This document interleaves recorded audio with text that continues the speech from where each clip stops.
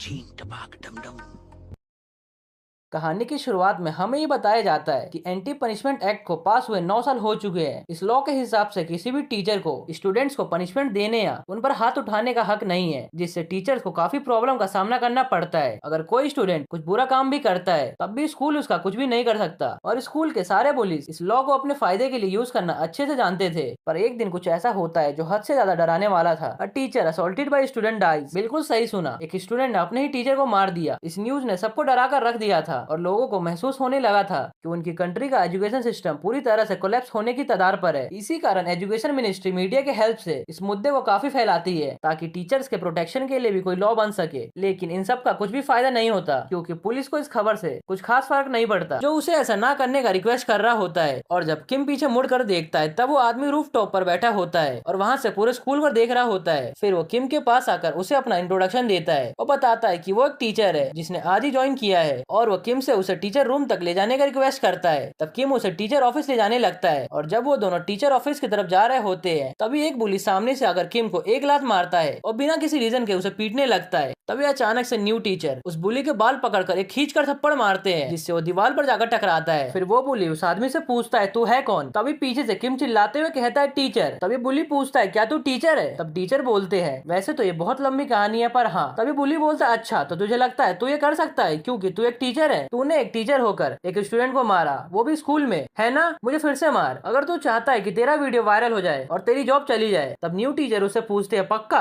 और फिर टीचर उस बुली को थप्पड़ में थप्पड़ मारने लगते हैं और बोलते हैं तुमने ही तो बोला था। तभी बुली बोलता है तुझे लगता है मैं मजाक कर रहा हूँ, मेरा दोस्त एक यूट्यूबर है, तू पूरे इंटरनेट पे वायरल हो जाएगा। तभी टीचर उसे मारते हुए बोलते हैं तुम्हारा मतलब मैं फेमस हो जाऊंगा? अगर ऐसी बात है तो अच्छे से रिकॉर्ड करो। इधर पीछे से कुछ बच्चे टीचर की फाइटिंग स्टाइल की तारीफ कर रहे होते हैं और कुछ बच्चे उनका वीडियो बना रहे होते हैं। तभी वो बुली टीचर को पंच मारने के लिए भागते हुए आता है, लेकिन टीचर उसके पैर पर मारकर उसे नीचे गिरा देते हैं। फिर वो उसका गला पकड़ते हुए क्लासरूम के डोर में फंसा देते हैं और एक स्टिक निकालते हुए बोलते हैं तुम्हें पता है जब मैं एक स्टूडेंट था और जब मुझे टीचर से पनिशमेंट मिलती थी तो हमें थैंक यू सर बोलना होता था। ये बोलकर वो उस बुली के बैक पर जोर से एक स्टिक मारते हैं। ये सब देखकर सारे स्टूडेंट शॉक्ड थे। तभी वाइस प्रिंसिपल टीचर के पास आते हुए उनसे पूछते हैं तुम हो कौन और मेरे स्कूल में स्टूडेंट्स को मारने का राइट तुम्हें किसने दिया। तभी टीचर बताते हैं कि उन्हें आज ही यहाँ भेजा गया है। ये सुनकर वाइस प्रिंसिपल बोलते हैं लेकिन तुम हो कौन। तब टीचर अपने पॉकेट से आई कार्ड निकाल कर दिखाते हैं। हमारे टीचर का नाम बाजी है और ये इस कहानी के मेन कैरेक्टर है, और हमें बताया जाता है ये एक वार्डन है जो टीचर्स राइट प्रोटेक्शन एजेंसी से आए हैं। और हमें बताया जाता है कि 2 साल पहले उस टीचर के डेथ के बाद टीचर प्रोटेक्शन एक्ट पास हो गया और उसके लिए मिनिस्ट्री ऑफ एजुकेशन ने एक एजेंसी भी बनाई है, और हम इसे शॉर्ट में टीआरपीए कहते हैं। हमारी एजेंसी उन स्कूल में जाकर स्पेशल गाइडेंस देती है जहाँ काफी ज्यादा बुलिंग होता है, या फिर जहाँ टीचर उनके स्कूल में हुए सुसाइड को कवर करने के लिए पुलिस को पैसा खिलाती हो। और मैं आपको ये भी बता देना चाहता हूँ कि टीआरपीए की एजुकेशनल मेथड की कोई भी लिमिट नहीं है, हम कुछ भी कर सकते हैं और इसकी अथॉरिटी हमें गवर्नमेंट से मिली है। और आज से मैं इस स्कूल को रियल एजुकेशन दूंगा। और ये सीन यही कट होता है। अब हमें प्रिंसिपल, वाइस प्रिंसिपल और बाजी को ऑफिस रूम में दिखाया जाता है, जहाँ वाइस प्रिंसिपल बाजी को एक्सप्लेन करने की कोशिश करते हैं कि उनका स्कूल बुलिंग और वायलेंस से फ्री है। फिर वो दोनों बाजी को रिश्वत देने की कोशिश भी करते हैं, लेकिन बाजी उन पैसों को इग्नोर कर देते हैं और उनसे देशुख के क्लासरूम के बारे में पूछते हैं, जिन्हें नहीं पता देशुख वही लड़का है जिसने स्टार्टिंग में सुसाइड कर लिया था। और अब हमें एक क्लासरूम का सीन दिखाया जाता है जहाँ पर एक बुली एक स्टूडेंट को जबरदस्ती अल्कोहल पिला रहा होता है। तभी वहाँ बाजी की एंट्री होती है और वो बोलते हैं कि वो यहाँ एक सब्स्टिट्यूट टीचर है, लेकिन स्टूडेंट्स उनकी बातों पर ज्यादा ध्यान नहीं देते। तब बाजी अटेंडेंस लेना शुरू कर देते हैं, पर जैसे वो देशुख पार का नाम लेते हैं एक स्टूडेंट उन्हें बताता है कि अब वो इस दुनिया में नहीं है, उसने सुसाइड कर लिया है। तब बाजी बोलते हैं अच्छा बताने के लिए शुक्रिया, और आगे की अटेंडेंस लेने लगते हैं। तभी वो एक और स्टूडेंट का नाम लेते हैं, उसका नाम भी पार्क होता है, लेकिन वो कुछ जवाब नहीं देता। तभी बाजी उसके पास जाकर देखते हैं कि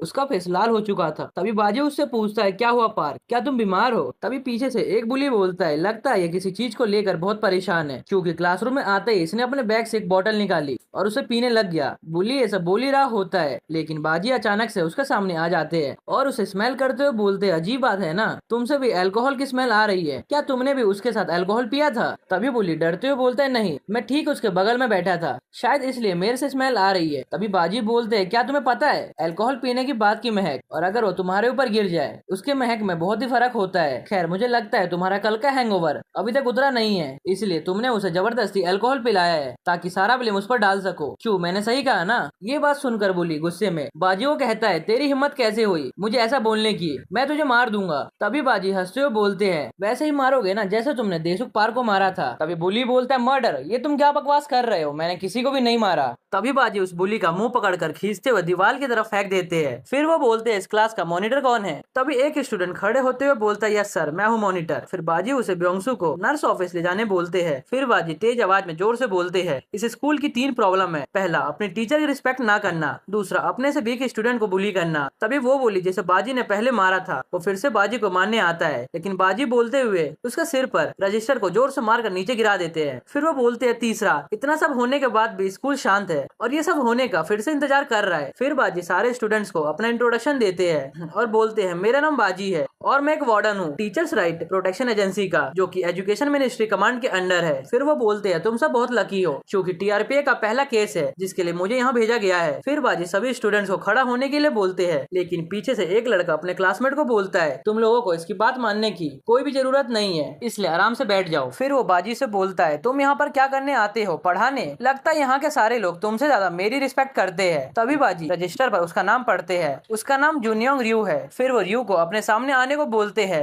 तुम मुसीबत में पड़ जाओगे अगर मुझे तुम्हारे पास चलकर आना पड़ा तो। तभी रियू बोलता है, मेरे पास आकर तो दिखाओ, देखते हैं कौन मुसीबत में पड़ता है। तब बाजी बोलते हैं, ठीक है चलो देखते हैं, और रियू की डेस्क की तरफ जाने लगते हैं। तभी वो नोटिस करते हैं प्रिंसिपल और वाइस प्रिंसिपल उन्हें छुप छुप कर देख रहे हैं। फिर बाजी रियू के डेस्क की तरफ से होते हुए सीधा बाहर प्रिंसिपल और वाइस प्रिंसिपल की तरफ जाते हैं और उनके पास जाकर पूछते हैं कि आप लोग यहाँ क्या कर रहे हैं। तभी प्रिंसिपल बताते हैं कि आप जिस बच्चे की डेस्क के पास से होते हुए आए हैं उससे थोड़ा बचकर रहिएगा, उसके फादर पॉलिटिशियन है और वो एजुकेशन मिनिस्टर के भी काफी अच्छे दोस्त है। तभी वहाँ रियू उनके सामने से बिना किसी डर के जा रहा होता है। तब बाजी प्रिंसिपल को थैंक यू बोलते हैं उन्हें ये सभी चीजें बताने के लिए, और उसके बाद वो रियू के फेस पर अपना हाथ जोर से रखते हुए बोलते हैं, क्योंकि आप इन जैसे बच्चों से डरते हैं इसलिए बच्चे उनके टीचर्स के प्रति जो रिस्पेक्ट है उसे लूज कर देते हैं। और ये बोलते हुए वो रियू को जमीन पर पटक देते हैं और गुस्से में वहाँ से जाने लगते हैं और जाते हुए वाइस प्रिंसिपल को ऑर्डर देते हैं कि 30 मिनट के अंदर मुझे सारे टीचर जिम में चाहिए, सारे के सारे, समझ गए? और अब हमें जिम का सीन दिखाया जाता है जहाँ पर सारे टीचर आ चुके हैं। फिर बाजी अपने आप को इंट्रोड्यूस कराते हुए सभी टीचर को बताते हैं कि वो यहाँ पर 2 दिन से है और उन्होंने काफी सारी प्रॉब्लम नोटिस किए हैं, लेकिन वो अकेले सब कुछ नहीं कर सकते,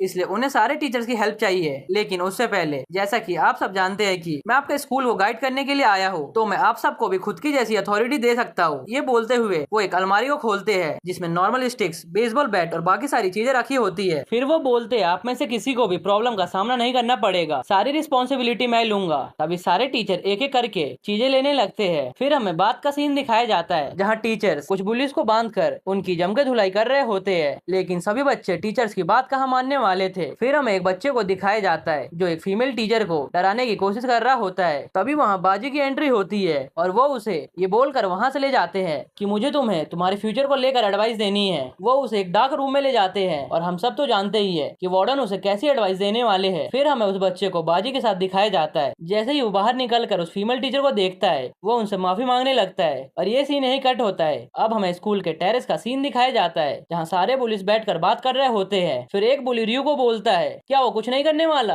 क्या वो अपने डैड की हेल्प से इस वार्डन को निकलवा नहीं सकता?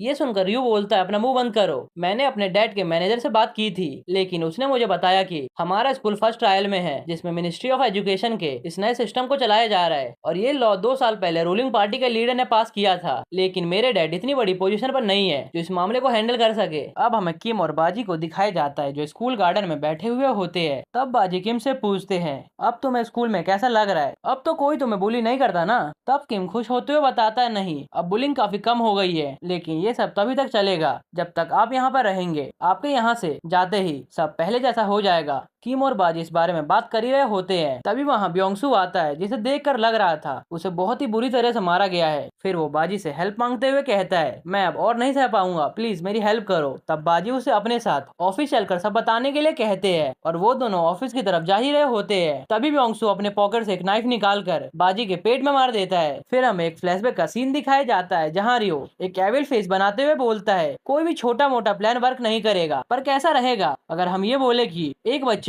जो टीचर की पनिशमेंट को झेल नहीं पाया और उसने एक दिन गुस्से में आकर एक टीचर को स्टैप कर दिया। अब हमें ब्योंगसू को बाजी को स्टैप करते हुए दिखाया जाता है, जिससे बाजी को चोट लगती है और वो ब्योंगसू का हाथ ट्विस्ट करते हुए अपने पेट से नाइफ निकालते हुए कहते हैं, अच्छा हुआ ये नाइफ ज्यादा डीप नहीं गया। और फिर वो उसे अपने पीछे काउंसलिंग रूम तक आने के लिए कहते हैं। काउंसलिंग रूम पर आते ही टीचर दरवाजा बंद करते हुए ब्योंगसू को मिरर दिखाने के लिए कहते हैं और अपनी शर्ट निकाल कर कट पे टाके लगाने लगते हैं। फिर बाजी उससे पूछते हैं, तुम्हें ऐसा करने के लिए किसने कहा, तुम्हें तो सही से स्टैप करना भी नहीं आता। ये सुनकर ब्योंगसू चिल्लाते हुए कहता है, ये उसने खुद किया है, उसे ऐसा करने को किसी ने नहीं कहा। तब बाजी नाइफ को ब्योंगसू के हाथ के पास मारते हुए कहते हैं, तुमने जो मुझे अटैक किया था उसकी वजह से तुम जेल भी जा सकते हो, तुम्हें पता है ना, मर्डर अटेम्प्ट के केस में। ये सुनकर ब्योंगसू घबराते हुए कहता है, वो लोग बहुत ही खतरनाक है, मैंने उसका नाम लिया तो पता नहीं मेरे साथ क्या होगा। ये सुनकर बाजी उसे रूम से जाने देते हैं और कहते हैं कि अगर तुम लोगों को बदलने का मौका मिलेगा तब भी फिर भी तुम नहीं बदलोगे, तुम जैसे बच्चों का कुछ भी नहीं हो सकता। अगर कोई तुम्हारी हेल्प भी करना चाहेगा तब भी तुम उसे मदद करने का मौका नहीं दोगे। ये बातें सुनकर ब्योंगसू कहता है, मैं आपको चाहते हुए भी बता नहीं सकता क्योंकि वो लोग मुझे जान से मार देंगे अगर मैंने अपना मुंह खोला तो।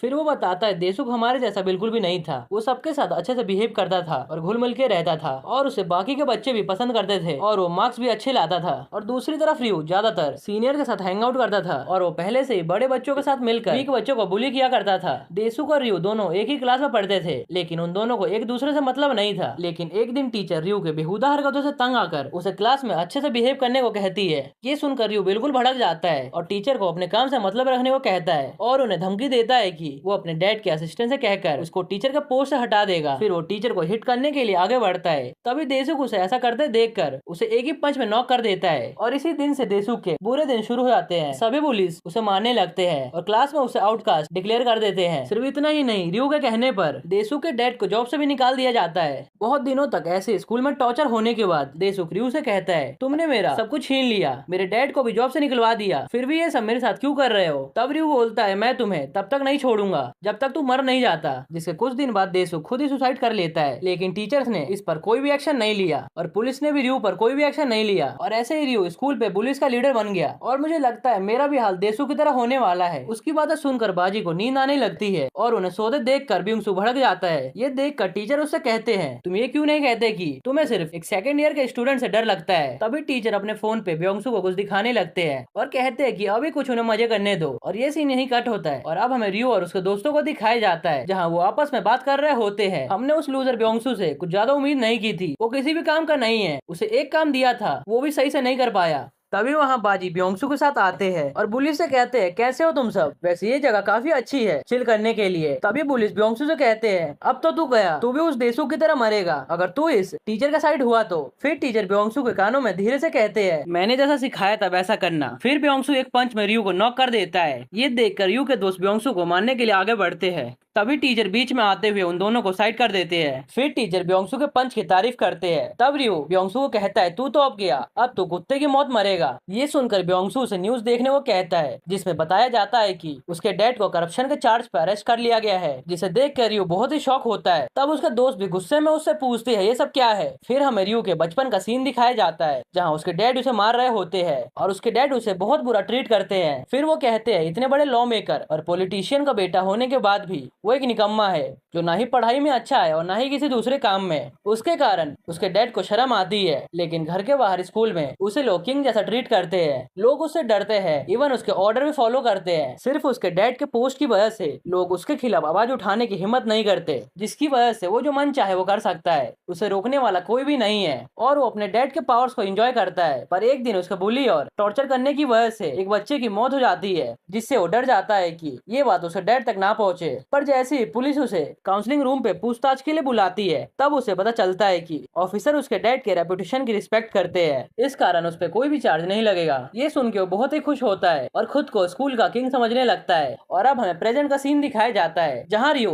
रियलाइज करता है कि अब वो सिर्फ एक मामूली बच्चा है और अब उसके पास ना ही कोई पावर है और ना ही अपने डैड का नाम यूज कर सकता है। पुलिस में से एक जो पहले रियो का दोस्त हुआ करता था, वो भी उसे गुस्से में कहता है, ओए तेरे पावर सिर्फ तेरे डैड के कारण थे, अब वो जेल में है, इसलिए अब तू तू भी किसी काम का नहीं है। ये सुनकर रियो गुस्से में कहता है, क्या तुम में से किसी ने मेरे डैड को जेल जाते हुए देखा है? अगर वो जेल भी गए तो कुछ दिन में ही बाहर आ जाएंगे, फिर मैं तुम सबको देख लूंगा। ये सुनकर उसका बुली दोस्त उसके मुंह पर थूक कर चला जाता है। फिर रियो अपने मन में सोचता है कि एक बार मेरे डैड फ्री हो जाए, उसके बाद मैं इन सबको जान से मार दूंगा। तब बाजी उनसे कहते हैं, तुम सब कितनी बकवास करते हो, मैं कंसंट्रेट नहीं कर पा रहा हूँ। फिर वो रियो की तरफ देखते हुए कहते हैं, अभी तेरे पास कुछ भी नहीं बचा और ना ही तेरे डैड कुछ कर सकते हैं, लेकिन अगर तुम कुछ अच्छे दोस्त बना लेते तो शायद तुम्हारे काम आ जाते। ये सुनकर रियो गुस्से में टीचर पर चिल्लाने लगता है कि ये सब तुम्हारे कारण हुआ है, तू कितना घटिया टीचर है। तब बाजी उसे जवाब देते हुए कहते हैं, अब मैं कोई टीचर नहीं हूँ, आज मेरा लास्ट डे है और कल से स्कूल फिर से पहले की तरह होने वाला है। और ये सीन यहीं कट होता है। अब हमें क्लासरूम का सीन दिखाया जाता है। बाजी के स्कूल से जाने के बाद फिर से स्कूल पहले जैसा हो जाता है और स्कूल में स्टूडेंट्स फिर से बुली करना शुरू कर देते हैं, लेकिन इस बार उनका टारगेट रियो होता है। वो उसे क्लास में आउटकास्ट डिक्लेयर कर देते हैं। उसे स्टूडेंट्स वैसे ही मारते हैं जैसे वो उन्हें मारा करता था। सिर्फ स्कूल में ही नहीं, घर पे भी उसका हाल बुरा था। उसके डैड उसे कुत्ते की तरह मारा करते थे, क्योंकि उसकी एक क्लिप जिसमें वो टीचर पर हाथ उठा रहा था और स्टूडेंट्स को बुली कर रहा था, वो एक न्यूज में आ जाता है और उसके वजह से एक बच्चे की डेथ भी हो गई थी। ये भी न्यूज पे दिखाया जाता है और उसके घर के बाहर न्यूज रिपोर्टर्स की भीड़ लग जाती है। ये सब देखकर उसके डैड अपने असिस्टेंट को कहते हैं कि किसी को भी अंदर आने मत देना और वापस रियो को मारने लगते हैं। और हमें कुछ देर बाद का सीन दिखाया जाता है जहाँ रियो ये सब सोचकर पागल होने लगता है और स्कूल पहुंच जाता है और विंडो तोड़कर क्लास में पेट्रोल लाने लगता है ताकि वो पूरे स्कूल को जला सके। अब आगे रियो स्कूल में पेट्रोल गिराते हुए सिर्फ एक ही वर्ड बोले जा रहा था, मार दो, मार दो, मैं उन सभी को सुबह होते ही मार दूंगा। ऐसा करते हुए उसे कोई देख रहा था। तभी एक आदमी उसे लात मार देता है जिससे वो नीचे गिर जाता है। अब हमें पता चलता है ये आदमी कोई और नहीं बल्कि बाजी होते हैं और वो कहते हैं, तुम अभी भी एक बच्चे हो, क्या तुम्हें अभी भी समझ नहीं आया कि तुमने क्या गलत किया है? आज से तुम्हारा रियल एजुकेशन स्टार्ट करते हैं। तब रियो डरते हुए कहता है, ओए बुड्ढे, तू यहाँ पर क्या कर रहा है? और ये लाइटर अभी बंद कर, पेट्रोल पूरी मेरी बॉडी पर गिरा हुआ है। ये सुनकर बाजी हंसते हुए कहते, अच्छा तो ऐसी बात है, मगर तुम अभी तो कुछ ऐसे ही करने वाले थे। उसके बाद वो लाइटर नीचे गिरा देते हैं। अपनी चारों तरफ आग को देखकर वो बहुत ज्यादा घबराने लगता है। वो बचने के लिए इधर उधर भागने की कोशिश करता है, मगर चारों रास्ते बंद होने के कारण वो एक जगह डरते हुए बैठकर बाजी से हेल्प मांगने लगता है। मुझे माफ कर दो सभी चीजों के लिए और मुझे बचा लो। ये सुनकर बाजी फायर एक्सटिंग्विशर ऑन करके सभी आग को बुझा देते हैं और कहते हैं, मैं उम्मीद करता हूँ तुम्हें सब कुछ रियलाइज हो गया होगा। तुमने जो मूवी में देखा था उसके हिसाब से पेट्रोल से लगा हुआ आग काफी स्लो होता है। मेरी एक बात सुनो, ये सिर्फ एक एडवाइस है। सच बोलने से पता नहीं चलता बल्कि तुम्हारे कामों से रिफ्लेक्ट होता है। तुम्हें पता चल गया था फ्लेम्स काफी स्लो है, इसलिए तुम भागने की कोशिश कर रहे थे। तुम्हें पता है जिन्हें तुमने बुली किया था उनके साथ क्या हुआ, उनकी फैमिली के साथ क्या हुआ, तुम्हारे एक्शन की वजह से कितने लोगों की लाइफ खराब हो गई, तुम्हें पता भी है। मैं उम्मीद करता हूँ ये बात तो तुम्हारे दिमाग में घुसी होगी। जब तक तुम दूसरे लोगों को बुली कर रहे थे तब तक तुम्हें पता नहीं चला कि आखिर बुली होना कैसा फील होता है, इसलिए तुमने जो कुछ भी किया उसकी रिस्पॉन्सिबिलिटी लो। यही एक ट्रू एजुकेशन है जिस पर मैं बिलीव करता हूँ। उसके बाद वो उसे दीवार के साइड धक्का देते हुए कहते हैं, तुम्हें जितना भी रिग्रेट हो रहा है उसे अब अपने दिल के अंदर रखो। और लास्ट में यही बोलना चाहूंगा कि ये सभी बोझ तुम्हें लाइफ टाइम के लिए सहना होगा। ये सब सुनकर रियो वहीं पर रोने लगता है। ऐसा लग रहा था जैसे उसे समझ आ गया उसने क्या गलत किया है। और ये सीन यहीं कट होता है। अब हमें अगले दिन बाजी को न्यूज पर दिखाया जाता है जहाँ वो अपना एक्सपीरियंस बताते हैं कि आखिर उन्होंने स्कूल में कैसा फील किया था और उन्होंने रियो के सभी क्राइम्स को दुनिया के सामने लाया। इस वजह से रियो अरेस्ट हो गया और उसके सभी साथी भी, जिनकी वजह से देसू की जान गई थी। फिर वो कहते हैं, मैं पॉलिटिक्स से उतना फेमिलियर तो नहीं हूँ, मगर मुझे जहाँ तक पता है वहाँ तक रियो के फादर को पार्टी से निकाल दिया गया और जो पॉलिटिकल मेंबर्स इस मामले को हैंडल नहीं कर पाए उन्होंने अपना रिटायरमेंट अनाउंस कर दिया। इस न्यूज के कारण सभी को बाजी के टीचिंग स्टाइल के बारे में पता चल गया। इस बात को लेकर बहुत सारे कंट्रोवर्शियल न्यूज और वीडियोस भी सामने आई। इधर किम इन सभी न्यूज को देखते हुए सोच रहा था अभी बाजी कैसे होंगे। अब हमें एक लेडी को दिखाया जाता है जो कहती है, ये सभी क्वेश्चन तुमसे इंटरव्यू के टाइम पूछे जाएंगे। ऐसे टाइम में जब स्टेट एजुकेशन क्राइसिस में है, इस टाइम हमें अपना आंसर तैयार रखना होगा। इससे लोगों को पता चलेगा हम सभी काम के लोग हैं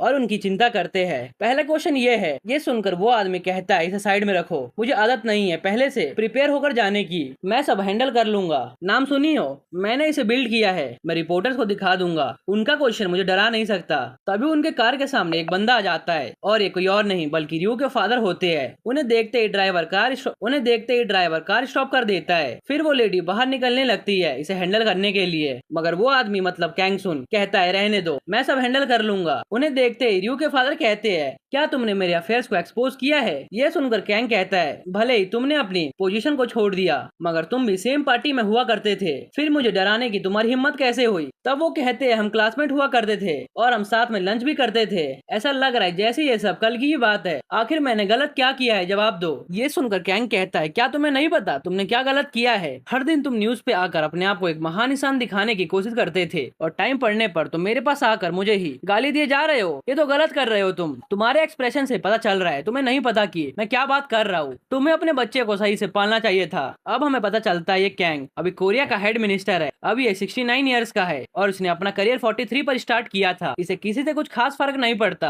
ये अपने दुश्मन पर डायरेक्ट अटैक करना पसंद करता है। इसका डोमिनेटिंग स्टाइल पूरे कोरियन सिटीजन को पसंद आता है। उसके बाद कैंग मीडिया के सामने आकर बोलता है, मैं तैयार हूँ आपके क्वेश्चंस के लिए। फिर एक रिपोर्टर पूछता है, आपने जो अभी कुछ टाइम पहले एक लॉ पास किया था जिसके हिसाब से टीचर्स कोई सा भी मेथड यूज करके स्टूडेंट्स को पनिशमेंट दे सकते हैं, क्या आप इसे हल्का इलाबोरेट करके हमें समझा सकते हैं? ये सुनकर कैंग पूछते हैं, तुम मेरे से अब ये क्यों पूछ रहे हो? ये लॉ पूरे 2 साल पहले पास हुआ था और अभी तक तुम चुपचाप बैठे थे, मगर तुम सब 2 साल बाद इसको याद कर रहे हो। अभी तक तुम क्या कर रहे थे? हमने स्कूल मेथड और करप्शन को सही करने के लिए हमने टीचर्स को स्पेशल पावर दिया ताकि वो अपने हिसाब से काम कर सके। तब रिपोर्टर कहता है, आप इस मेथड को कॉर्पोरल पनिशमेंट से कंपेयर नहीं कर सकते। तब कैंग बताते हैं, स्टूडेंट्स को बात तब समझ आती है तब उन्हें मारा जाए या हिट किया जाए। तभी एक फीमेल रिपोर्टर कोई बच्चों की चोट दिखाते हुए कहती है, ये सब क्या है? ये तो साफ साफ फिजिकल वायलेंस दिख रहा है। तब कैंग कहती है, ये सब बुली की वजह से हुआ है। क्या आपने अभी कुछ दिन पहले का न्यूज देखा जहां एक बच्चे ने सुसाइड कर लिया था बुलिड होने की वजह से?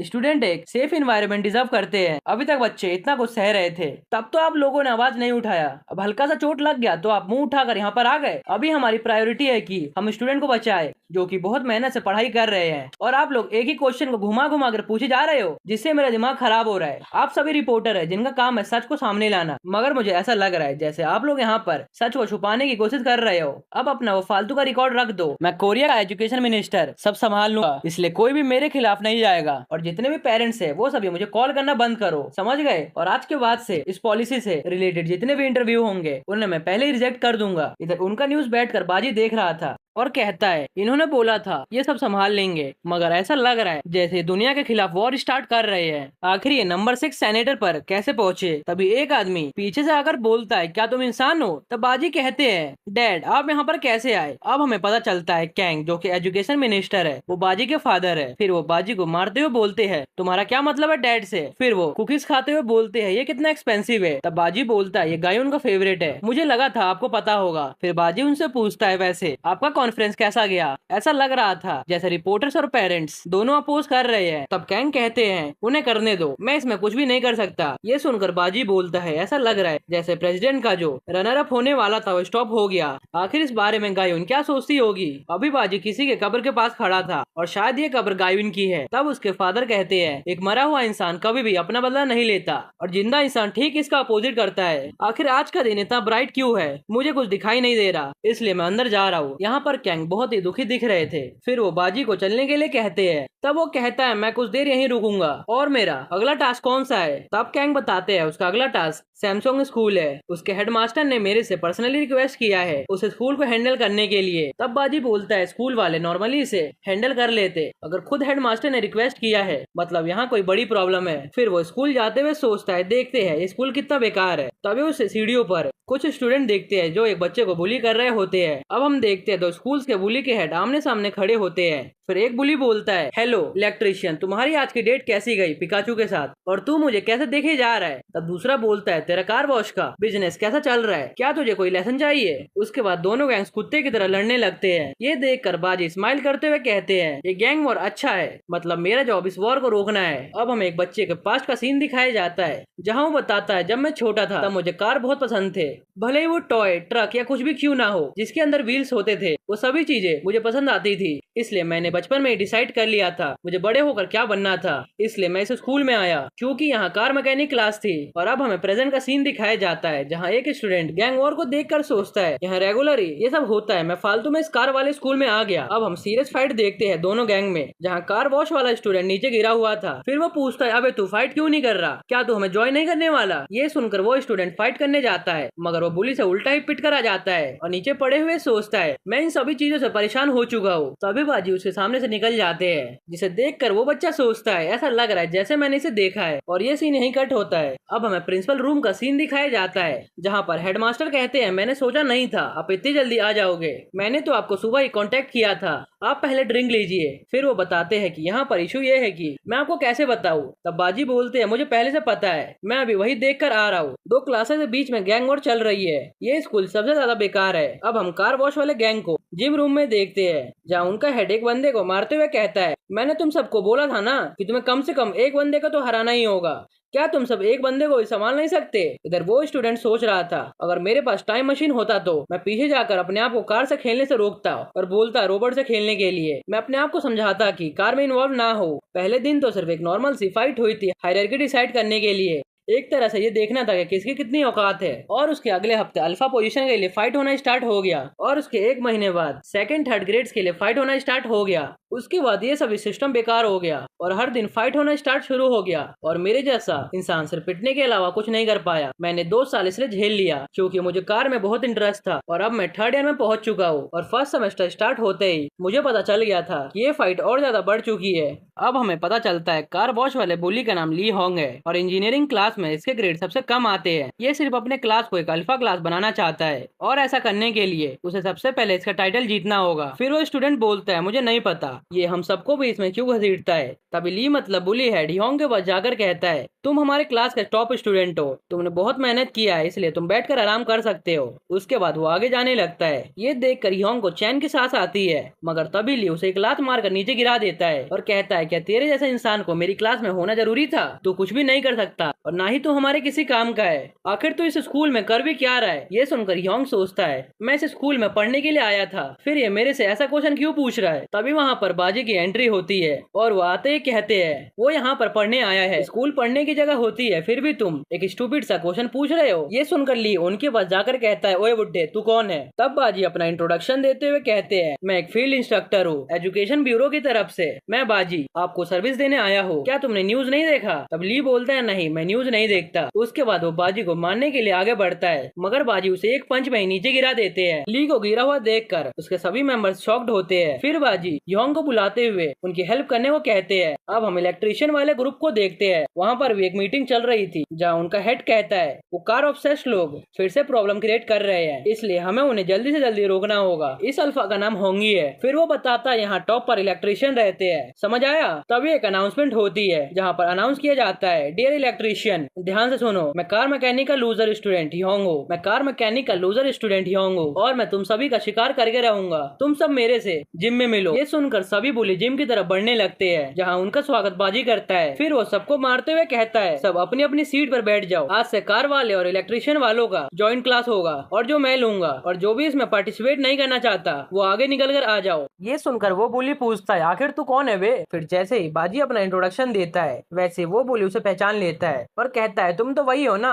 यूट्यूबर फेमस हो रहे हो, मगर ये बात याद रखना कि हमारा स्कूल डिफरेंट है, इसलिए अपने आप को प्रिपेयर कर लो। उसके बाद वो बुली वहाँ से जाने लगता है। तभी बाजी अपने स्टिक से उसे मारते हुए कहते हैं क्या मैंने तुझे परमिशन दी यहाँ से जाने की। ये सुनकर वो बुली गुस्सा होते हुए कहता है भले ही दूसरे लोगों ने अपना लेसन सीख लिया हो, मगर अभी तुझे पता नहीं है कि तूने एक सोते हुए शेर को जगा दिया, अगर तू ऐसे ही बिहेव करता रहा तो मैं भूल जाऊंगा कि तू एक टीचर है या फिर एडल्ट। ये सुनकर बाजी हंसते हुए कहते हैं ये सोता हुआ शेर कहाँ पर है, मैंने बोला था तुम मेरे पास आ सकते हो अगर तुम्हें कोई प्रॉब्लम है तो। आफ्टर ऑल लेसन नंबर 1 मेरे अथॉरिटी के अंदर आता है। ये सुनकर वो बुली स्टिक से बाजी को मारने के लिए आगे बढ़ता है, मगर बाजी उसके चिन्ह पर अटैक करते हुए उसे दूर गिरा देते हैं और कहते हैं तुम अभी तक कितने मैच्योर हो, तुम्हें तो सही से फाइट करना तक नहीं आता। इधर उस बुली के दोस्त उठाने लगते हैं, मगर होंगी उठता ही नहीं है। ये देखकर इलेक्ट्रिशियन गैंग का नंबर 2 स्टूडेंट बहुत गुस्से में आ जाता है और अपने सभी मेंबर्स को भेजता है बाजी को मारने के लिए। ये सब देखकर ली होंग स्माइल करते हुए सोचता है ऐसा लग रहा है जैसे मैं अपने आप को देख रहा हूँ 30 मिनट पहले, मैं इनकी तरह ही हुआ करता था। इधर बाजी एक एक करके सभी स्टूडेंट्स को मारे जा रहे थे। ये देखकर वो बुली सोचता है आखिर ये है कौन, ये तो बहुत बहुत ही डरावना और फास्ट है। फिर बाजी उसके पास जाते हुए पूछते हैं, क्या तुम फाइट बैक नहीं करने वाले? ये सुनकर वो बुली डरते हुए मना करने लगता है। फिर बाजी उसका गर्दन पकड़कर उठाते हुए कहते हैं, ऐसा लग रहा है जैसे इस गैंग को तुम ही लीड कर रहे थे, तुम उनके लीडर हो, तो तुम्हारा एक्शन रिफ्लेक्ट करता है कि आखिर तुम क्या कर रहे हो। उसके बाद वो उसे मारकर साइड करते हुए पूछते हैं, क्या किसी और को बगावत करनी है? अगर करनी है तो आगे आ जाओ, और नहीं करनी तो अपनी सीट पर बैठ जाओ। स्कूल पढ़ने के लिए होता है, ना कि गैंग वॉर करने के लिए। अभी मैंने तुम्हें जो टेस्ट पेपर दिया है वो तुम्हारा किस्मत डिसाइड करेगा, इसलिए अपने बेस्ट देना। क्वेश्चन पेपर देखकर योंग को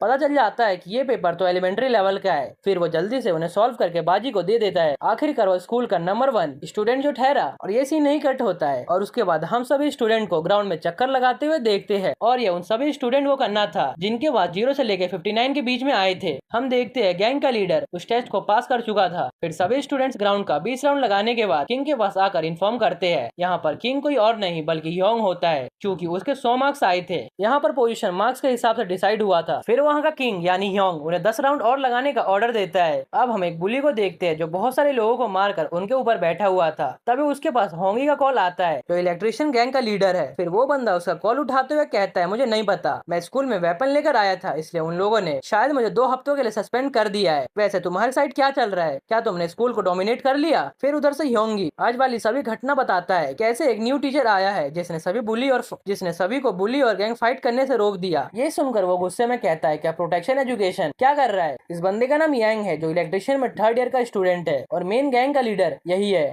लास्ट एपिसोड में हमने देखा था कैसे बंदा जो इलेक्ट्रिशियन वाले ग्रुप का लीडर था उसकी एंट्री होती है। अब इलेक्ट्रिशियन और कार मैकेनिक्स वाले स्टूडेंट एक साथ मिलकर पढ़ाई करेंगे बिना किसी फाइट के। स्टूडेंट्स को ग्रेड के हिसाब से ही खाना मिलेगा, इसलिए अच्छा खाने के लिए उन्हें अच्छे ग्रेड्स भी लाने होंगे। इससे कम मार्क्स वाले स्टूडेंट को ज्यादा खुश नहीं दिख रहे थे। मगर दूसरी तरफ योंग रोज रोज मीट खाकर बोर हो गया था, मगर वो एक बैलेंस डाइट के लिए रेगुलर किंग की तरह बैठकर अच्छा अच्छा खाना खा रहा था, जिसे ऐसा करते हुए देखकर लो ग्रेड्स वाले स्टूडेंट को गुस्सा आ जाता है और अपना प्लेट ही नीचे फेंक देता है। ये देखकर वहाँ पर बाजी आ जाते हैं और पूछते हैं, क्या यहाँ पर कोई दिक्कत है? तब वो बुल्ली बोलता है, क्या तुम्हें 1982 का बगावत याद है? ये सुनकर बाजी खुश होते हुए पूछते हैं, क्या ये कोई रिवॉर्ड है मेरे लिए? और अगले पल हम देखते हैं सभी बुली जमीन पर पड़े हुए थे। इसका मतलब बाजी ने सबको मारकर सुला दिया है। फिर वो हंसते हुए कहते हैं, मैं तो तुम सभी को प्यार से मार रहा हूँ। और अगले सीन में हम देखते हैं ली योंग को मारे जा रहा था, इस कारण क्योंकि वो एक किंग बन चुका है। और फिर वो गुस्से में कहता है, तुझे क्या लगता है, क्या वो टीचर तुझे प्रोटेक्ट कर लेगा? जैसे ही तू कैंपस से बाहर निकलेगा वैसे ही तू न्यूज में आएगा, एक बार तू बाहर निकल तो सही। तभी वहाँ पर बाजी आकर याद दिलाते हैं, जो भी किंग पर हाथ उठाएगा उसे बहुत बड़ी पनिशमेंट का सामना करना पड़ेगा। और उसके बाद बाजी सबको मारकर लाइन पर ला देते हैं। और उसके बाद सभी किंग मतलब योंग से माफी मांग रहे थे अपने अपने बिहेवियर के लिए। फिर योंग चिल्लाकर सबको याद दिलाता है, तुम्हारे ग्रेड जितने अच्छे आएंगे उतना ही अच्छा तुम्हें ट्रीट किया जाएगा। ये सुनकर बाजी खुश होते हुए कहते हैं, पहले तुम हल्का डर रहे थे, मगर अब देखो तुम अपने रोल में टोटली फिट हो रहे हो, तुम्हें तो पॉलिटिशियन बनना चाहिए, तुम्हारे अंदर बहुत ही पोटेंशियल है। इधर योंग बहुत ही डर रहा था। उसके बाद वो पूछता है, क्या मैं किंग की पोजीशन से रिजाइन कर सकता हूँ? अगर आप यहाँ से चले जाओगे तो ये सब मुझे जान से मार देंगे। ये सब सही कह रहे हैं, ऐसा तो नहीं है कि आप हमेशा के लिए यहाँ पर रहने वाले हो। मैंने 3 साल में बहुत कुछ सहा है, अगर मैं ऐसे ही मर गया तो? ये सुनकर बाजी कहते हैं, कायरो की तरह डरना बंद करो, क्योंकि तुम्हें कुछ भी नहीं होगा। ये तुम्हारी एज के है और तुम्हारे जैसे ही यूनिफॉर्म पहनते हैं, इसलिए तुम्हें डरने की जरूरत नहीं है। जब मैं यहाँ से जाऊंगा तब ये स्कूल पहले से कई गुना बेटर बन चुका होगा। तब योंग कहता है, आपको पता है ना, इन स्टूडेंट को बुली करने के बाद भी कुछ बदलने वाला नहीं है। आपको पता है ये सभी रूल आखिर बनाया किसने है? दूसरी तरफ हम यांग को देखते हैं जो गेट पर पहुंच चुका था। इधर इलेक्ट्रिशियन वाला बुली कहता है, तुम्हें पता है तुमने किससे पंगा लिया है? अगर पता है फिर तेरी हिम्मत कैसे हुई? ये सुनकर ली गुस्सा होते हुए कहता है, चुप हो जा, तुझे कौन सा फाइटिंग करना आता है? तब वो बताता है, आज के दिन ही यांग का सस्पेंशन खत्म हो रहा है, मतलब आज से वो स्कूल आएगा। स्कूल में भी हमें सिखाया जाता है स्ट्रेंथ ही ज्यादा बड़ा होता है। जब यांग यहाँ आ जाएगा तब वो टीचर तो गया, तभी कोई गेट को तेजी से खोलने लगता है, जिसे देखकर सभी शॉक्ड होते हैं। तभी यांग गेट के लॉक को तोड़कर एंट्री लेता है और कहता है, मुझे माफ करना, आज मैं स्कूल में वापस आ रहा हूँ, मगर डोर लॉक था इसलिए मैंने तोड़ दिया। मेरा नाम यांग है, मैं 3rd ईयर से हूँ, आपसे मिलकर अच्छा लगा। उसे देखकर योंग डरने लगता है। तब बाजी कहते हैं, आज तुम वापस एंटर कर रहे हो, मगर अपने फर्स्ट डे पर ही तुम लेट हो। मैंने प्रिंसिपल से सुना इन सभी चीजों के पीछे तुम्हारा ही हाथ है, मगर मैंने काम करके किसी तरह से मैनेज कर लिया है। तुम आज लेट हो इसलिए वहाँ पर खड़े हो जाओ और सबसे पहले ये हैमर फेंक दो। ये सुनकर यांग आगे बढ़ते हुए कहता है, मुझे आदत है सोने की, इसलिए मैं सोने जा रहा हो। उसके बाद वो बाजी पर हमला कर देता है, मगर बाजी उसके अटैक को ब्लॉक कर देते हैं। ये देखकर यांग कहता है, मैंने सोचा नहीं था मेरे हमले को भी कोई ब्लॉक कर सकता है। ऐसा लग रहा है तुम अच्छे हो अपने काम में। तुम्हारे फेस को देखकर ऐसा लग रहा है जैसे तुम मेरा चैलेंज एक्सेप्ट करने के लिए तैयार हो। मैं बाकियों की तरह नहीं हूँ जो तुमसे डर जाऊंगा। ये सुनकर बाजी भी उसे ट्रू एजुकेशन का एक्सपीरियंस करवाने के लिए रेडी हो जाते हैं और कहते हैं आज से लेसन इंटरेस्टिंग होने वाला है। तब यांग कहता है, अपने बातों से पीछे मत हट जाना, अगर तुम हार गए तो तुम्हें इस स्कूल से निकलना होगा। ये सुनकर बाजी हंसते हुए बताते हैं, मैं खुद यहाँ से चला जाऊंगा एम्बेरसमेंट के कारण। ये सुनकर यांग उन पर अटैक कर देता है, मगर बाजी उसे डॉज करते हुए उसके फेस पर एक पंच मारते हैं। तभी अचानक से पासा पलट जाता है और यांग बाजी का सर पकड़कर उन्हें नीचे गिरा देता है। अब हमें पास का सीन दिखाया जाता है जहाँ इलेक्ट्रीशियन वाला बुली बताता है, मैंने सबसे पहले यांग को फर्स्ट बैटल में देखा था, जहाँ मुझे ये बात समझ आ गया कि ये हमारे स्कूल का न्यू लेजेंड होने वाला है। उसके बाद यांग ने सभी सेकंड और थर्ड ईयर वालों को हरा दिया। अब हम एक पास्ट का सीन देखते हैं। जब यांग वहाँ से जा रहा था तभी दूसरे स्कूल वाले बुली उसे टोंट मारते हैं कि तुम्हारे स्कूल को तो फर्स्ट ईयर वाले कंट्रोल कर रहे हैं, और ये बात यांग सुन लेता है। उसके बाद आप इमेजिन कर सकते हो आगे क्या हुआ होगा। यांग सभी स्ट्रीट बुलिस को डिफीट कर देता है और उस एरिया को भी अपने कंट्रोल में कर लेता है। 8 साल पहले जब हमारे स्कूल का नाम गुन हाई स्कूल हुआ करता था, तब जैंग नाम का एक सीनियर हमारे स्कूल को कंट्रोल किया करता था। तब मुझे बिलीव हो गया था यांग उन्हें भी सरपास कर देगा। उसके बाद यांग ने टीचर ऑफ मिनिस्ट्री के स्कूल को भी हरा दिया। और अब हमें प्रेजेंट का सीन दिखाया जाता है जहाँ पर अभी भी बाजी बेहोश पड़े हुए थे। तभी ली ह्योंग को देखते हुए बोलता है, अब तेरा क्या हुआ कालिए। तभी यांग ली को मारकर पीछे गिराता है और उसके बाद अपने दोस्त का ही गला पकड़ लेता है और बोलता है, क्या तुम सब मेरे से मजाक कर रहे हो? क्या तुम सब इतने कमजोर हो कि एक टीचर आकर तुम्हें कंट्रोल कर लेगा? उसके बाद वो उसे भी मारकर गिराते हुए कहता है, मैं चाहता हूँ तुम सब मेरे साथ चलकर स्ट्रीट एरिया में फाइट करो ताकि मैं वहाँ जीत सकूं। ये सुनकर सभी शॉक्ड होते हैं। तब यांग बताता है, 2 साल पहले मैं उन सभी से जीत गया था, मगर ऐसा लग रहा है जैसे अब मेरा डर खत्म हो गया है उनके दिलों से, इसलिए वापस से हमें उनकी औकात दिखानी होगी। और हमारे सीनियर ने लेजेंड गुड टीम बनाया था 8 साल पहले, हम उसे भी डिस्ट्रॉय करके एक नया टीम बनाएंगे। तभी बाजी जोर जोर से हंसने लगते हैं और वो अपने हंसी को कंट्रोल नहीं कर पाते और कहते हैं, तुम सब लेजेंड बनोगे उस एरिया को जीतने के बाद? ये कितना एम्बैरेसिंग है सुनने में। तभी यांग उन्हें मारने के लिए आगे बढ़ता है, मगर बाजी यांग को मारकर उसके रिब्स तोड़ देते हैं और यहाँ पर वो उसे न्यूटन का थर्ड लॉ याद दिलाते हैं, एवरी रिएक्शन की बस इक्वल एंड अपोजिट रिएक्शन। मतलब तुम जितना फोर्स लगाओगे उतना ही ज्यादा इम्पैक्ट पड़ेगा तुम्हें। ये लॉ फिजिक्स का है, मगर मेरे लिए ये लॉ पूरी दुनिया में अप्लाई होता है। अगर तुम पैसों से खेलोगे तो एक दिन तुम्हें पैसा ही बर्बाद कर देगा, और अगर पावर से खेलोगे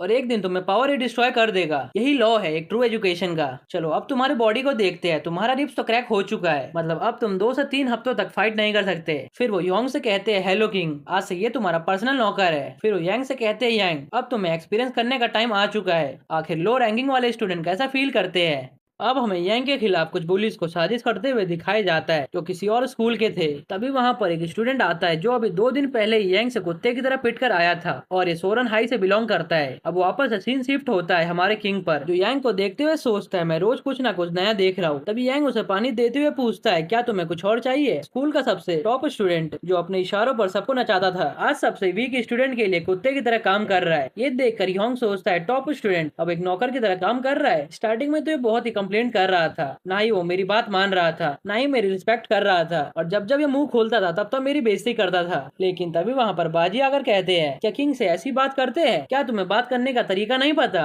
उसके बाद वो पनिशमेंट के तौर पर फेदर से उस पर अटैक करते हैं। तभी यांग के रिब्स फ्रैक्चर होने के कारण वापस से दर्द होने लगते हैं। उसके बाद वो फेदर वो योंग को देते हुए कहते हैं, तुम यहाँ के किंग हो इसलिए तुम इसका यूज कर सकते हो इसे पनिशमेंट देने के लिए। और ये सीन यही कट होता है। अब हम यांग को देखते हैं जो अपने साथियों को बुलाकर उन्हें बगावत करने के लिए कहता है। वो कहता है, ये सब इसलिए हो रहा है क्योंकि तुम सब उसके सामने हार मान लिए। अगर हम सब एक साथ मिलकर उस पर अटैक करेंगे तो उसे यहाँ से जरूर जाना होगा, मगर वहाँ पर कोई भी उसका साथ नहीं देता और सभी कहते हैं अगर उसे ऐसा कुछ करना है तो खुद करे और उन्हें बीच में ना घसीटे। इधर ह्योंग नोटिस करता है दोनों गैंग के लीडर के बीच में दोस्ती हो गई है। वो हंस हंस के बात कर रहे हैं और बेट लगा रहे हैं। ये चीजें आज से पहले कभी नहीं हुई थी, मगर अब वो दोनों साथ में रह रहे हैं। फिर वो नोटिस करता है सिर्फ वो दोनों ही नहीं बल्कि दोनों डिपार्टमेंट के मैक्सिमम बच्चे आपस में मिलजुल कर रह रहे हैं। ये देख कर वो सोचता है अगर ऐसा ही चलता रहा तो यहाँ पर बाजी की जरूरत नहीं पड़ेगी। बाहर से ये सब नजारा देख कर प्रिंसिपल भी खुश हो रहे थे। उसके बाद वो बाजी को अपने ऑफिस में बुलाकर उनकी तारीफ करते हुए कहते हैं, आपने बहुत ही अच्छा काम किया है जो इस स्कूल की हिस्ट्री में आज तक नहीं हुआ, वो आपने करके दिखाया है।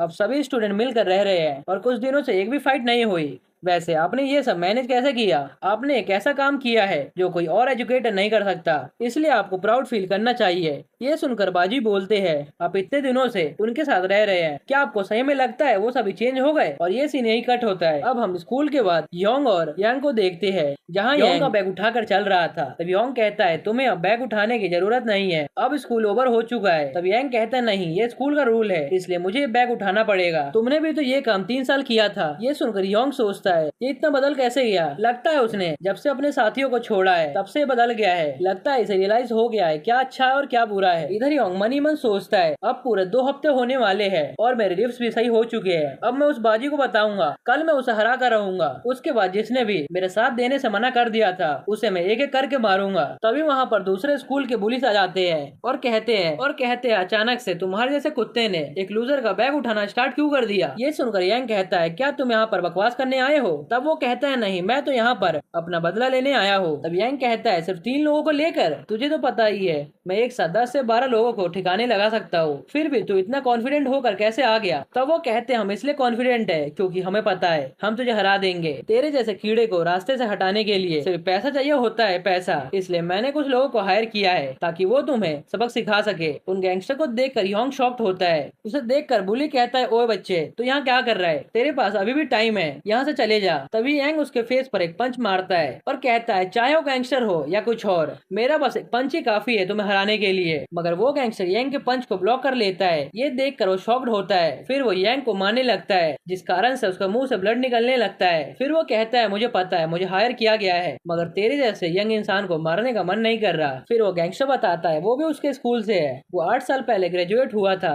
पहले स्कूल को मंगोल आर्मी के नाम से जाना जाता था, सभी उसी नाम से हमारे स्कूल को बुलाते थे और वो मुझे ग्रेट खान के नाम से जाना करते थे। उसे देखते हुए यांग कहता है क्या तुम ही ग्रेट खान हो जिसने 8 साल पहले सबको डिस्ट्रॉय कर दिया था? तुम्हें पता है आज के बाद से लोग क्या बात करेंगे? आज होगा फाइट मेरे और तेरे में, देखते हैं कौन जीतता है। आज पता चल जाएगा आखिर कौन स्ट्रॉन्ग है यहाँ पर। फिर जैसे ही यांग उसे मारने जाता है वैसे ही खान उसे एक लात मार कर नीचे गिरा देता है। इधर यांग सोचता है ये तो बहुत ही फास्ट है, मेरे पंच से पहले ही इसने किक चला दिया। इधर खान कहता है यंग मैन तुम्हें पता चला यहाँ पर स्ट्रॉन्ग कौन है? हम दोनों में से। पुराने टाइम में तेरे जैसे बंदे सिर्फ मेरे चमचे हुआ करते थे जिनकी कोई औकात नहीं थी मेरे सामने। तुम तो लकी हो कि तुम पुराने टाइम में पैदा नहीं हुए थे। उसके बाद खान उसके गले पर एक पंच मारता है जिस कारण यांग की हालत खराब होने लगती है। अब हमें फ्लैशबैक दिखाया जाता है जहाँ हम नन्हे यांग को देखते हैं जो बताता है मैं फर्स्ट टाइम सबसे ज्यादा वायलेंट तब हुआ था जब मैं चुपचाप खेल रहा था। तभी कुछ बच्चे वहाँ पर आते हैं और बोलने लगते हैं ये मेरे खेलने की जगह है, तुम्हें क्या लगता है तुम यहाँ पर खेल सकते हो?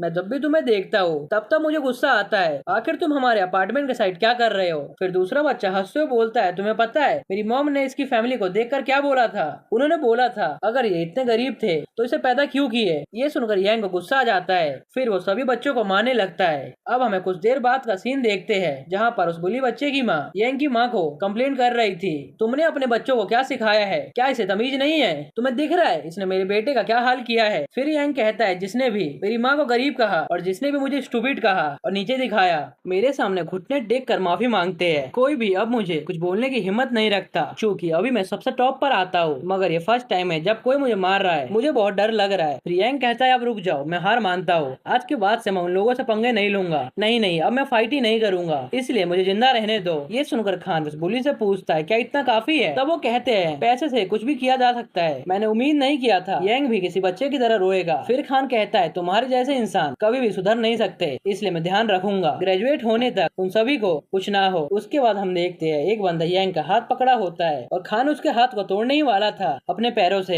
इधर ये सब देखकर योंग सदमे में था। इधर गैंगस्टर यांग को चिल्लाने के लिए मना करते हैं, वो बताते हैं वो सिर्फ उसका हाथ चॉप करने वाले हैं। इधर योंग ये देखते हुए सोचता है मैंने और यांग ने कभी भी बात नहीं किया, लेकिन उसने जो स्कूल में बुली सिस्टम बनाया था उसकी वजह से मेरी लाइफ हेल बन गई थी। 3 सालों तक मैं हमेशा विश करता था काश ये मर जाए क्योंकि इसने मेरा स्कूल लाइफ बेकार कर दिया था, क्योंकि मुझे फाइट करना नहीं आता, मगर मैं इससे कितनी भी नफरत क्यों न कर लूं, मगर यांग ये डिजर्व नहीं करता। तभी गैंगस्टर अपने पैरों से अटैक करता है यांग के हाथ पर, मगर बीच में योंग आ जाता है और वो अटैक अपने ऊपर ले लेता है। ये देखकर गैंगस्टर पूछता है तुम यहाँ पर क्या कर रहे हो? तब यांग कहता है प्लीज इसे माफ कर दो, अब वैसे भी इसे बहुत मार चुके हैं। तब वो गैंगस्टर योंग को मूव करने के लिए कहता है लेकिन योंग वहाँ से नहीं हिलता। फिर वो उसे एक चाटा मारता है और उसे वापस से हटने के लिए बोलता है, मगर योंग वहाँ से हटने का नाम नहीं लेता। ये सब देखकर यांग सोच रहा था आखिर ये मेरे लिए इतना सब क्यों कर रहा है, हम दोनों तो इतने क्लोज भी नहीं है। दूसरी तरफ हम बाजी को देखते हैं जो वर्कआउट कर रहे थे। तभी उनके फोन पर एक नोटिफिकेशन आता है जहाँ लिखा होता है योंग खतरे में है, क्योंकि उसका हार्ट बीट बहुत फास्ट हो गया था। दूसरी तरफ गैंगस्टर योंग को मारकर सुला चुके थे। फिर वो गैंगस्टर कहता है ये तो नंबर 1 स्टूडेंट से भी काफी अच्छा है, इसने मेरा पूरा 10 मिनट बर्बाद कर दिया, मगर ये बच्चा इसकी मदद क्यों कर रहा है? ये साफ साफ दिख रहा है ये बच्चा बुली हुआ करता था। तब योंग बोलता है भले ही मैं उससे नफरत करता हूँ, मगर एक लिमिट नाम की भी चीज होती है, हर काम को एक लिमिट में करना चाहिए। मैंने सही कहा ना मिस्टर बाजी? तभी हमें वहाँ पर बाजी को दिखाया जाता है जो बहुत ही ज्यादा गुस्से में दिख रहे थे। फिर बाजी योंग से पूछता है ये तुम्हारे फेस पर इतनी चोट कैसे लगी? तो योंग बताता है ये सभी यांग को मारने के लिए आए हैं, इन्हें कुछ पुलिस ने पैसे देकर भेजा है, ये सभी गैंगस्टर है। ये सुनकर बाजी कहते हैं तभी मैं सोचूं ये बुड्ढे मुझे हाई स्कूल गैंग के स्टूडेंट क्यों नहीं लग रहे। ये सुनकर खान चिल्लाते हुए कहता है अबे बुड्ढा होगा तेरा बाप, मैं अभी 20s में हूँ। तब बाजी बोलते हैं तो क्या तुमने अपने फेस पर एसिड डाल दिया था जो इतना गंदा दिख रहा है? तभी एक गैंगस्टर बाजी के सामने स्टिक करते हुए उन्हें धमकी देने लगता है अगर तुमने अपनी जबान बंद नहीं करी तो मैं इस स्टिक से बंद करवा दूंगा। तभी बाजी अचानक से उसका हाथ तोड़ देते हैं और उसका सिर जमीन पर मारने लगते हैं। ये देखकर सभी शॉक्ड होते हैं। इधर बाजी गुस्से में बोलते हैं तुम सब स्टूडेंट तो नहीं हो, इसलिए तुम्हें कुत्ते की तरह आजाद छोड़ने का फायदा नहीं है और न ही मुझे अपने पावर को कम यूज करना पड़ेगा। मैं फुल तुम्हें कुत्ते की तरह मार सकता हूँ। तुम सब अंकल गैंग से हो है ना? मैंने न्यूज में देखा है तुम सब पैसे लेकर दूसरे के लिए काम करते हो। वैसे मैं भी तुम्हारी तरह ही हूँ जो पैसे लेकर काम करता हूँ, मगर तुम्हें पता है मेरे और तुम्हारे अंदर क्या डिफरेंस है? सिर्फ एक गैंगस्टर हो। इधर खान याद करता है कैसे बाजी उसके साथी को मार रहा था। ये सब देखकर वो समझ जाता है ये बंदा कोई मामूली बंदा नहीं है। उसके बाद वो चाकू लेकर बाजी पर हमला करने के लिए आगे बढ़ता है। इधर बाजी भी तैयार हो जाते हैं उसका सामना करने के लिए। तभी बाजी उसके हाथ पर हमला कर देते हैं। ये देखकर वो सोचता है ये कोई नॉर्मल इंसान तो नहीं हो सकता। मैंने सबसे पहले जब ऑर्गेनाइजेशन को ज्वाइन किया था तब मैंने अपने भाइयों से सुना था भले ही तुम कितना अच्छा भी चाकू क्यों ना चला लो, फिर भी तुम्हें उस चाकू को अवॉइड करना पड़ेगा। एक मार्शल आर्टिस्ट ही फाइट के टाइम पर चाकू को प्रिवेंट करता है अपने पास आने से। इधर हम देखते हैं बाजी भी कुछ ऐसा ही करते हैं। वो चाकू को दूर गिराते हैं मारकर और उसके बाद वो खान को मारकर सुला देते हैं और उसके बाद वो लगातार उसके फेस पर मारने लगते हैं। इधर खान समझ जाता है कि इस इंसान को मार्शल आर्ट आता है। इधर बाजी उसके बालों को पकड़ते हुए कहता है उठ जा, मैंने अभी सही से नहीं मारा, मतलब ये एक फाइट है तो हम में से किसी न किसी को मरना होगा। इधर सभी इस नजारे को देखकर शॉक्ड हो जाते हैं। दूसरी तरफ बाजी खान के फेस पर अपने पैरों से एक के बाद एक मारते जाते हैं। ये देखकर खान सोचता है ये बंदा सही में मुझे मारने की कोशिश कर रहा है। उसके बाद वो बाजी का पैर पकड़ते हुए कहता है प्लीज मुझे जिंदा रहने दो, प्लीज मुझे माफ कर दो, ये सब मेरी गलती थी मगर मुझे जान से मत मारो। ये सुनकर बाजी उसे फिर से मारता है। तब खान हाथ जोड़ते हुए बोलता है मुझे माफ कर दो, मैं अब से गैंगस्टर लाइफ में इन्वॉल्व नहीं होऊंगा और आज से एक नॉर्मल लाइफ जीऊंगा। मगर फिर भी बाजी उसे मारते हैं। तभी खान की नजर योंग पर पड़ती है। तब वो उसके पास जाकर उससे माफी मांगता है और उसे बाजी को रोकने के लिए बोलता है और फिर वो उसे 20 गुना हॉस्पिटल बिल पे करने की बात भी करता है। इधर बाजी लाइटर जलाते हुए कहते हैं ये हुई ना बात, अब तुमने एक प्रॉपर माफी मांगी है। मैंने तुम्हें इसलिए मारा क्योंकि तुमने ही न मारा, अब तुम्हें समझ आ गया है तो यहाँ से निकल जाओ। फिर बाजी यांग के पास आकर बोलते हैं क्या तुमने देखा ये सब तुम्हारी वजह से हुआ था। और ये सीन यही कट होता है। अब नेक्स्ट डे हमें पता चलता है कि बाजी स्कूल को छोड़कर जा चुके हैं। सभी इसी बात को डिस्कस कर रहे थे। तभी हम देखते हैं ली ने योंग को बांध कर रखा है ताकि वो उसकी औकात दिखा सके। फिर ली बोलता है मैंने कहा था ना जिस दिन टीचर बाजी यहाँ से जाएंगे उस दिन तेरी मौत आएगी और तेरी डेड बॉडी को न्यूज़पेपर में दिखाया जाएगा। तभी वहाँ एक बार फिर से यांग गेट को तोड़ते हुए एंट्री लेता है। फिर वो गुस्से में कहता है अगर तुम में से किसी ने भी मेरे भाई को छुआ तो देख लेना तुम्हारा हाल क्या होगा। अब सीन शिफ्ट होता है एक लेडी की तरफ जहाँ वो एक आदमी की तारीफ करती है कि तुमने अच्छा काम किया है। तब वो आदमी पूछता है आप यहाँ पर क्यों आई हो? तब वो बताती है वो एक सुपरिटेंडेंट है टीचर्स प्रोटेक्शन एजेंसी से। अब दूसरी तरफ हमें ली को दिखाया जाता है जो कहता है इसे अचानक से क्या हो गया, अभी तो बाजी भी यहाँ पर नहीं है, फिर भी ये ऐसा बिहेव क्यों कर रहा है, क्या इसे टीचर ने ब्लैकमेल किया है? इधर योंग आजाद होने के बाद यांग को थैंक्स बोलता है उसकी मदद करने के लिए। ये सुनकर यांग याद करता है कैसे उसे बाजी ने बताया था कि देखा ह्यूमिलिएशन होना क्या होता है, तुम यही सब दूसरे बच्चों के साथ किया करते थे मगर तुम शुक्र मनाओ कि ये गैंगस्टर यहाँ पर आ गए, नहीं तो जो अभी मैंने उनके साथ किया था वही मैं तुम्हारे साथ करता। तुम सही में काफी लकी हो कि मेरे ट्रू एजुकेशन देने से पहले ही समझ गए योंग ही है जिसने तुम्हारी मदद की थी, नहीं तो 10 में से 9 स्टूडेंट तुम्हारा हाथ कटते हुए देखते रहते मगर तुम्हें बचाने कोई भी नहीं आता। इसे तो खुश होना चाहिए था कि तुम पिट रहे हो क्योंकि तुमने इसकी लाइफ हेल बनाकर रखी थी मगर योंग ने तुम्हें प्रोटेक्ट करने के लिए खुद मार खा लिया। क्या तुम ऐसा कुछ कर पाते? देखो ह्यूमन की रैंक कैरेक्टर के बेस पर डिसाइड की जाती है ना कि उसके स्ट्रेंथ पर। अगर तुम्हें अभी भी कुछ समझ नहीं आया तो तुम किसी जानवर से कम नहीं हो और अभी भी समझ नहीं आया तो मैं तुम्हें ट्रू एजुकेशन दे सकता हूँ। ये सब याद करते हुए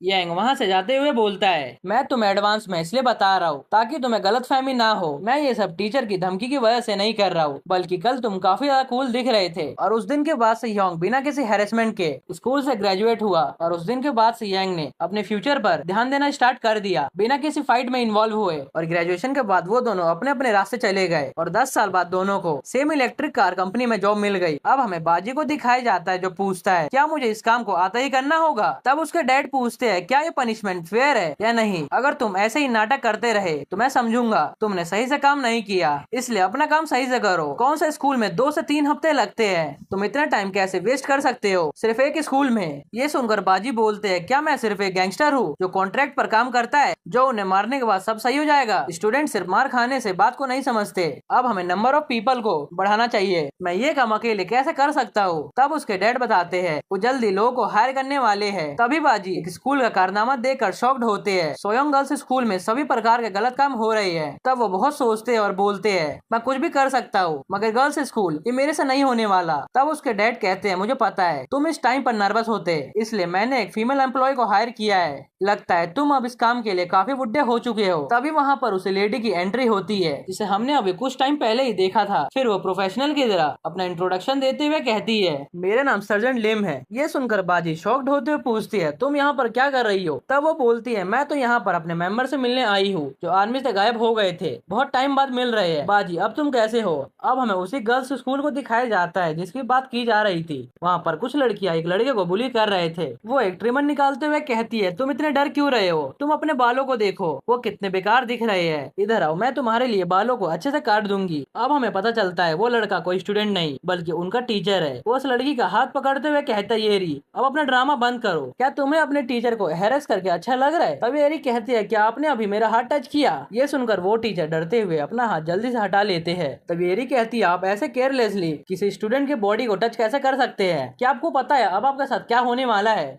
अब हम टीचर ऑफिस का सीन देखते हैं जहां वही टीचर आते हैं जहां हम देखते हैं उन लड़कियों ने उनके बालों को ट्रिम कर दिया था। फिर बाकी टीचर पूछने लगते हैं, ये आपके साथ क्या हुआ? क्या ये काम सेकंड ईयर्स की गर्ल्स का है? अब हम उनका क्या करें? हम उन सबको कैसे सबक सिखा सकते हैं? मुझे नहीं लगता ये सब इंसिडेंट है और ये ज्यादा बेकार होते जा रहा है। तुम्हें वो इंसिडेंट याद है? ऐसा लग रहा है जैसे अब उनका next target science teacher Mrs नम है। उन सभी ने उनका लाइफ हेल बनाकर रखा है। वो हर दिन उनके साथ कोई ना कोई प्रैंक करते रहते हैं। अब हम मिसेस नम को क्लास में देखते हैं जहाँ सभी गर्ल्स कुछ न कुछ बातें कर रही थी। तभी मिसेस नम उन्हें बुक ओपन करने के लिए